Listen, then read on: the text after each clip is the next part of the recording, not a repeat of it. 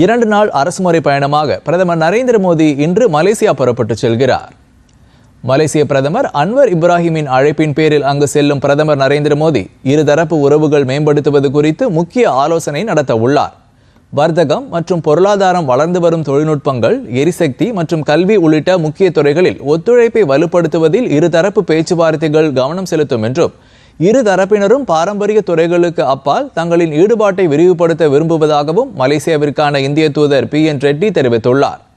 பிரதமர் மோடியின் இந்த பயணத்தில் இந்திய வம்சாவளியினரை சந்திக்கும் ஒரு முக்கிய நிகழ்வும் இடம்பெறுகிறது. இரு நாடுகளுக்கும் இடையிலான வலுவான மக்கள் உறவுகளை பிரதிபலிக்கும் வகையில் சலாமத் டத்தாங் மோடிஜி என்ற தலைப்பில் ஒரு பெரிய சமூக நிகழ்வு கோலாலம்பூரில் நடைபெற உள்ளது. மலேசியா முழுவதிலும் இருந்து கலைஞர்களின் கலாச்சார நிகழ்ச்சிகளுடன் இந்த நிகழ்வில் பெருமளவிலான மக்கள் பங்கேற்பார்கள் என்று எதிர்பார்க்கப்படுகிறது.